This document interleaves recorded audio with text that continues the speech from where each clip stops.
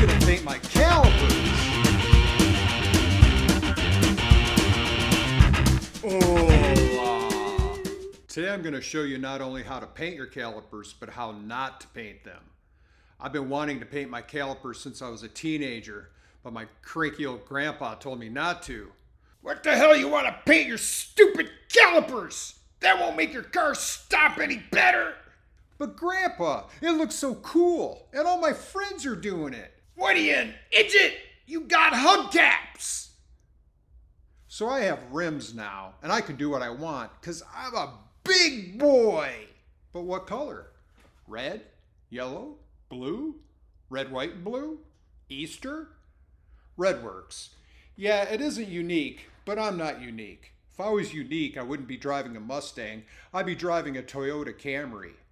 With flames! So let's jack up the car and get the wheels off.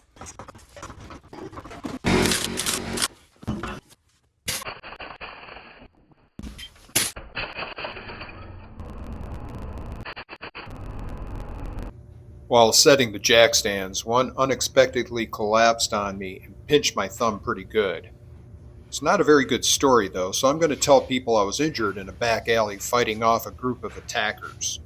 In the meantime, always wear gloves when you are working with heavy metal. Before removing the front calipers, turn the steering wheel to give yourself better access to the bolts. First, we take the calipers off. We're starting with the driver's front, and the view you are seeing is from the inside out. This is the back of the caliper, and this circle should help show where the rotor is. Take the brake line off with the 13mm socket. You can't see it in this shot, but I have an oil pan on the floor to catch the brake fluid from the line and the caliper. Move the brake line, hook it out of the way. Remove the bolts from the caliper guide pins with the 12mm socket. Slide the caliper off. Remove the caliper bracket bolts with a 15mm socket and a breaker bar.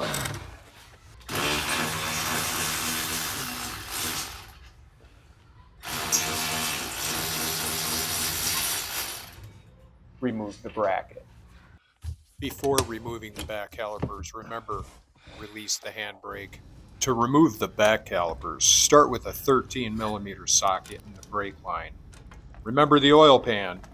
I have a paper towel under the front caliper. With the 12mm socket, remove the bolts from the caliper guide pins. Remove the caliper and lay it on the axle. With a screwdriver and a hammer, pop off the clip that holds the emergency cable line in place.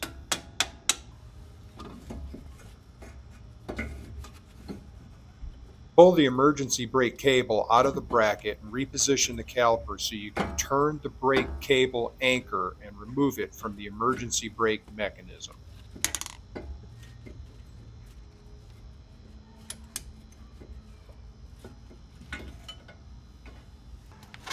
Remove the caliper bracket bolts with a 15mm socket and the breaker bar. You need a pipe on the end of your breaker bar. Remove the bracket. Time to clean the parts. Typically you would use brake cleaner, but I was at Lowe's and all they had was carb cleaner, which is interesting since cars don't have carburetors anymore. But it doesn't matter. The key ingredient is acetone, and that will cut the oil, grease, and grime.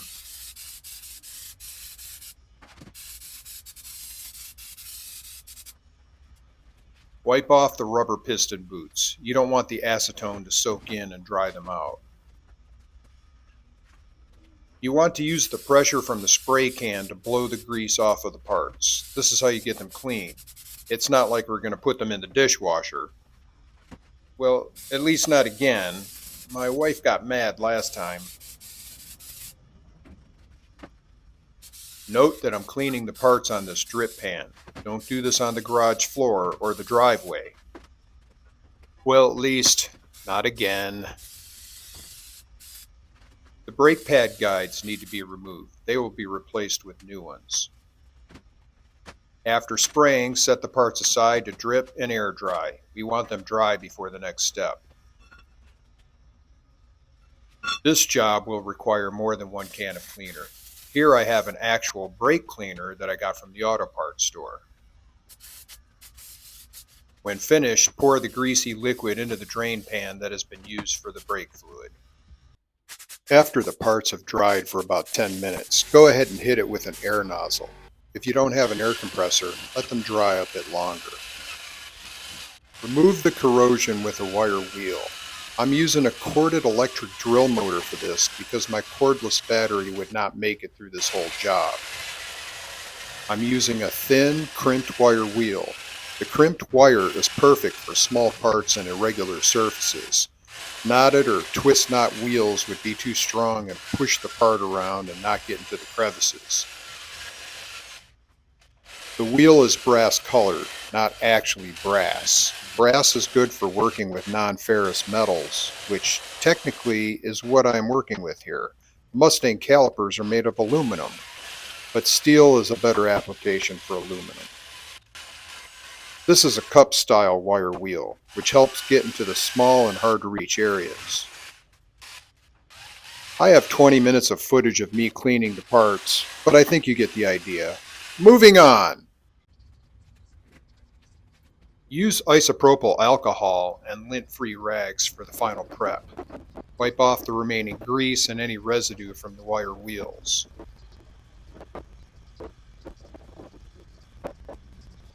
Use brake grease to cover the guide pin holes, screw holes, the pistons, and piston seals. I know there was an option of removing the pistons, but then I would have to protect the piston cylinder. Plus the back pistons are the screw type and very difficult to remove. Use painter's tape to cover the emergency brake mechanism.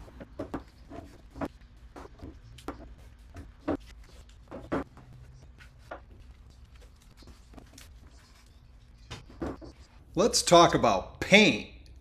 I'm not using high temp caliper paint. I'm using Rust-oleum, which, as you can see, holds up to 200 degrees, which I would guess that means at least 250 degrees real world and maybe even higher before it starts to discolor or bubble.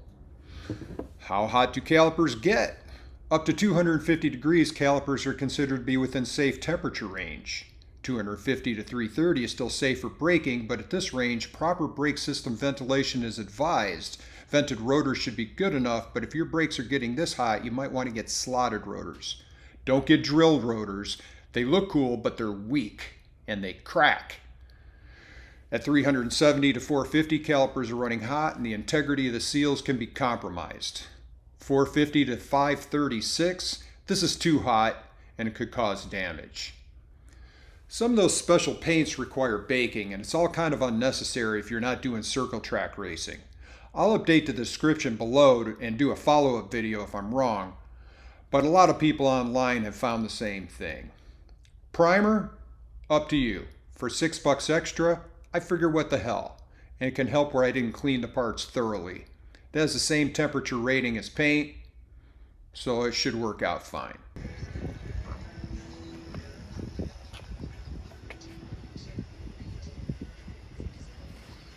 Cut! Here's the first thing I did wrong. It's a nice little paint booth, but painting should be done outside. And in my defense, I was planning on doing this in the driveway with a drop cloth under the box. But of course there was a prediction of rain for the first time in weeks. So I set the booth up in the corner of the garage, which should have been a lot of ventilation, but it wasn't.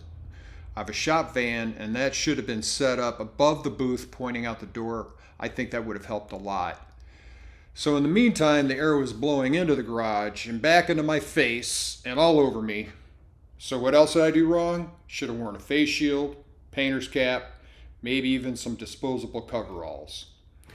One thing I did right was wear an N95 mask, but a ventilation mask would have been better. After this paint job, I can't remember the name of my dog. I keep calling him Fruit Loops.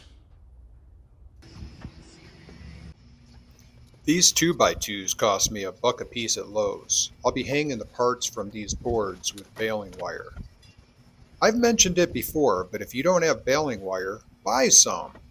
Aluminum wire is the aluminum foil of the backyard mechanic world. Twist one end to the part and twist the other end around your wood. I set that for Henry. You want the wire to be long enough so you can set the part on top of the wood to paint the bottom of the part, but short enough that it doesn't touch the floor when it is hanging and you are painting the top of the part.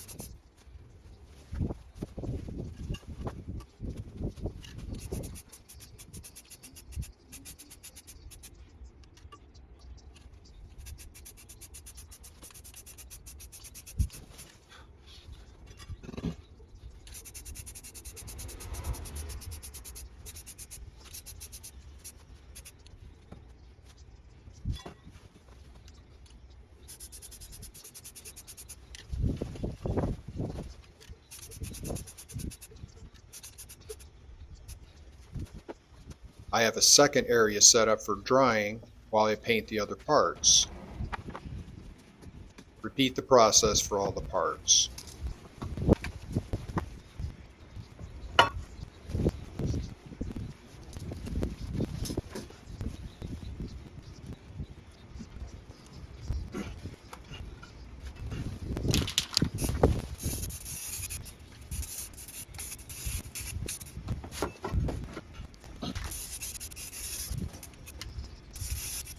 Gloves are an absolute necessity and one of the things I did right. You need to be able to hold the part still or turn it. The primer only needs to dry for about 10 minutes before applying the color, but the primer is still too wet to handle. I can't lay the parts on the wood to paint the bottom, so I'll have to do my best to hold them up while painting. This was easy enough when I had the emergency brake to hold on to, but nothing else had that kind of handle. This forced me to basically point the can up while spraying, which contributed to the fine red dust that is covering everything in the garage. There are things that can be done better to provide a handle, screwing studs in the screw hole, for example. Or simpler yet, if you're in the backyard, just hold the thing up and paint it. There is some leeway though. Remember, only about 20% of the parts are going to show when it's on the car, so there's a lot of room for smudges or general mistakes.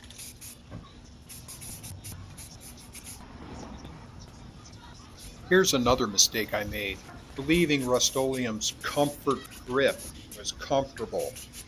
Around this time my finger was seizing up. You definitely want to get a spray can trigger handle for this job. Rust-oleum, of course, has a special one for more money. All the parts got painted and I let them dry for what turned out to be several days because I got sick. Rust-oleum needs 1 to 2 days of drying time before reassembly. Kind of annoying, but it makes for a tougher surface. Let's get back to what I did wrong and my post-paint cleanup. I was a mess. My hair was hard like wires, and I was afraid I'd smile and it would snap off. I had to shampoo about 5 times. The mask protected my nostrils, but I still had paint on my face that didn't come out in the shower, and are my eyes red? And look at my glasses. I had to clean them with turpentine. Fortunately, these pants were already worn out because, well, now they're red. And these were my good walking shoes. This is the second time I forgot to put on old shoes before working on the car. Okay, well now it's time to clean up the parts and get them ready for assembly. Wipe the grease off of the pistons and seals. Carefully remove the grease from the guide pin holes so as not to push any paint down into it. Do the same for the screw holes and the brake line hole. I cleaned out the guide pin holes with a wire brush to remove any rust. I then followed up with a paper towel sprayed with brake cleaner. I'd like to get as much of the old grease out as I can in case it's the wrong type. Now some pre-assembly. Put a thin coat of silicone-based grease on the guide pins. Pop the rubber boots onto the caliper bracket. Then insert the guide pins, ensuring the boots are hooked on the bracket and the pins. Apply grease to the bracket where the brake glides will go. Grease does not go on top of the glide where it contacts the brake pad. It goes on the bottom of the guide to keep it from rusting to the bracket, or in this case, to keep it from sticking to the paint. Scrape away the paint where the brake line block attaches to the caliper. Now put the brakes back on. Starting with the front bracket, use the 15mm bolts torqued to 98 foot-pounds. Pop the brake pads in place, then compress the retaining springs by lightly applying a C-clamp to the bottom of the brake pads. Position the caliper and finger tighten the top bolt. The caliper is now holding the pads in place and you can remove the C-clamp. Put in the other bolt and torque both to 25 foot-pounds. Attach the brake line. Torque to 25 foot-pounds. Now, on the back brake, position the bracket and insert the bolts. Torque to 65 foot-pounds.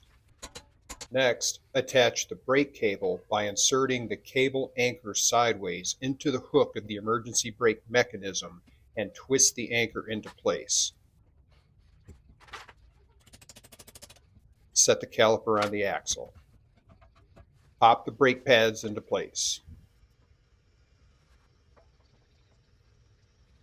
Slide the caliper into place, ensuring that the brake pad retaining springs are positioned properly and not poking out through the slot on the top of the caliper. Insert the caliper bolts and torque to 25 foot-pounds. Attach the brake line and torque to 30 foot-pounds.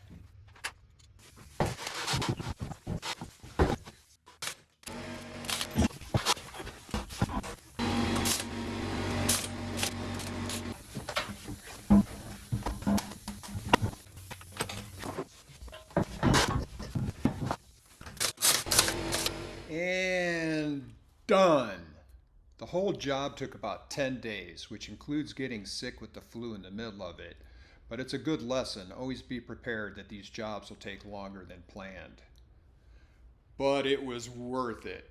It gives the car a look that I did not expect. I expected it to look good, but it did better than that. It's a detail that really pops and makes a statement, especially since the color scheme of the car is grayscale. I think the effort was worth it and it looks great. But one more thing. After reassembly, I tested the brakes in a parking lot, slamming them on multiple times at about 30 miles an hour. How hot did they get? On the front caliper, I got a reading of 109 degrees. For comparison, the rotor was 241 degrees, so I was definitely generating some heat. On the back caliper, I got a reading as high as 140 degrees, which surprised me for a few reasons. I didn't expect it to get as hot because the back doesn't generally do as much work. But it might be because the caliper is smaller. I was getting hot spots with a range of 70 to 140. Also, the back rotor didn't get as hot at 122. So will this low temp paint hold up? I don't know. Texas day and rush hour traffic, I might push it past its limit. But it's a fun experiment.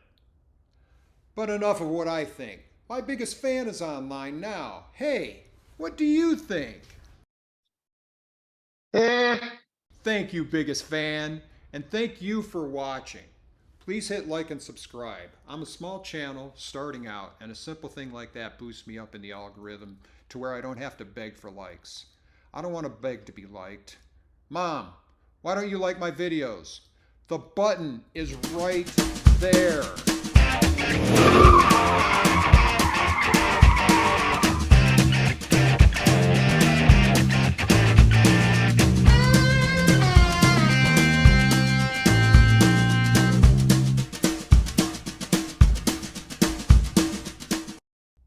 What are you, an idiot? You got hubcaps.